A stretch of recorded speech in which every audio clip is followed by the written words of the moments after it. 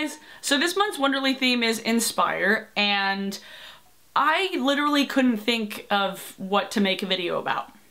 So then when I was completely out of ideas, I realized, well shit, I could make a video about all the things that I do to help inspire me when I'm having a bit of a writer's block, and right now I'm trying to write a novel, so that is what has been on my mind a lot. Ways for me to just get out of my funk, okay? Okay, cool. So I have a little bit of a list that I have compiled on my laptop here, so I'll be looking down periodically. I'm not looking at my dog or at my feet or at my vagina. Listen to old mixtapes, whether it's mixtapes that other people have made for you, or mixes that you've made on your own iTunes, or mix CDs that you found in your car from years ago that you don't even know what's on it. It'll either spark old memories from when that mixtape was made, or just get you out of the habit of listening to the same songs over and over again, because it'll be completely new. Well, old, but new again. And in the same spirit, make a new mixtape. Find a theme.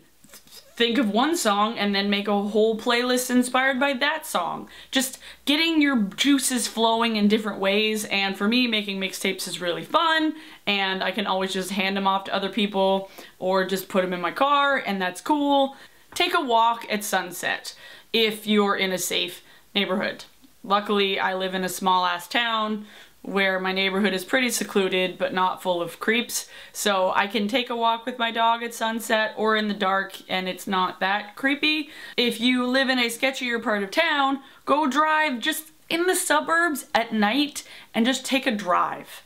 I'm not saying go on a road trip by yourself because then it's just wasting gas, but there's nothing more solitary and just like calming than like driving on a road where nobody else is. Because for me, traffic is really stressful, so when I'm able to drive and there's like no cars around me, it's kind of awesome. Am I the only one who feels that way about driving? Sometimes I'll take a route home from work that I don't know, and then when I get lost, if I get lost, I'll just plug it into my GPS. An easy one, scroll through one of your Tumblr tags that you haven't looked at in a while. That's always what I do when I'm like, my Tumblr's been super boring, I need something to write about, I need something to blog about, I just need to look at pretty pictures that are not just the regular stuff that's on my dashboard all the time. Looking at an old tag is always fun. I got a fucking travel mug today. For somebody who is a bit of a coffee addict myself, if I don't have a cup of coffee in the morning, I'm like, I don't want to do anything. I don't want to get up. I just want to lay in my bed and chill out, scroll through Tumblr, be passive, and just be sedentary. Just have a cup of coffee or two, maybe have a double shot. Kickstart your just morning, just drink some coffee. Drink some tea if you're a tea drinker. Just get some caffeine in your system. Get some energy. Because, yeah. Clearly when I get over caffeinated, I just have all these things to tell you about. So, might as well just get normally caffeinated just to do something that I want to do. Read old things that you've written, whether it's on your blog or it's in a notebook, in a journal. Reread old things just to kind of spark up new memories, or maybe just get your brain in a different place in a different time. I always like reading my own journals because it's slightly embarrassing and it's kind of funny to read how weird I wrote back then and just see how my penmanship has just continuously declined since high school, because seriously, don't we all just have terrible penmanship as adults? Is that just me? And in the same vein, just start writing something. Just write words, just things that come out of your head. One of the best things I learned in school was just journaling, just stream of consciousness shit, just anything that pops into your head, write it down. I'm not saying you need to go back and edit it and use it for anything, just to write things, just to get your brain slightly clearer. Reread your favorite book. I'm telling you, it makes me happy whenever I read one of my old favorite books, because again, it reminds me of nostalgic things, and also it just reminds me again why I love that book so much. I don't read a lot anymore, but when I do, I always feel more inspired and I realize I need to read more now. Okay? Yeah, I need to read more. Bake something without a recipe.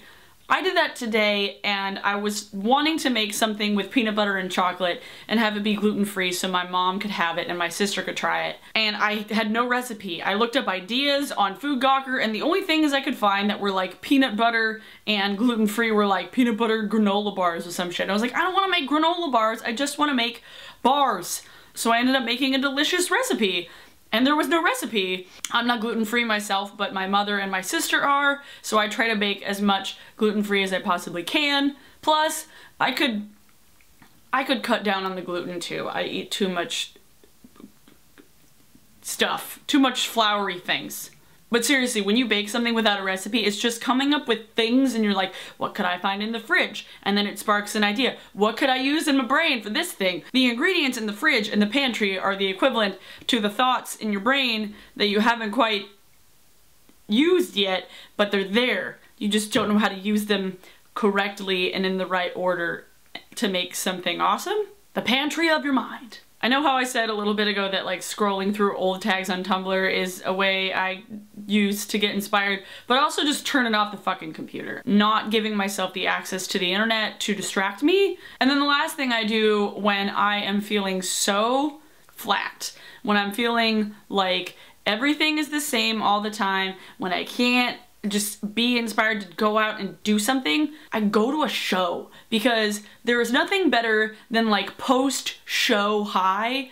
Just when you see a good one, if you see a good show, the next week you're just like happy. You're just surrounded by people that also like the music. You just get that feeling from people and from the band, and then if you really, really like the music, you go and buy the album and then you listen to it over and over again. Post-show high is like the best form of inspiration that I have, because I'm never happier than when I leave a show and I'm like, I want to edit all the pictures and then I want to tell everybody about it and I want to talk about all the things and listen to the songs all over again. So, I hope any of those were useful to you if you have been feeling creatively blank lately or just needed to be inspired by something. I made a little 8-tracks playlist of songs that I listen to when I need a pick-me-up.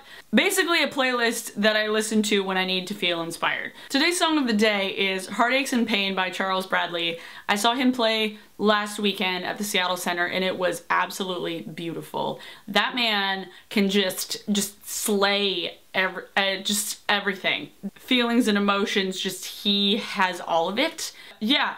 I hope this was useful. Go check out Wonderly if you haven't already. I will post some links to some other ladies' videos about Inspire as the theme. If you have any ideas for this month, if you want to make any videos having to do with inspiration or whatever, you could put a link to it in my comments below and then I can like link it elsewhere. I don't know. And go and take a drive at midnight with some loud music and a cup of coffee. It just makes me sound like an insomniac.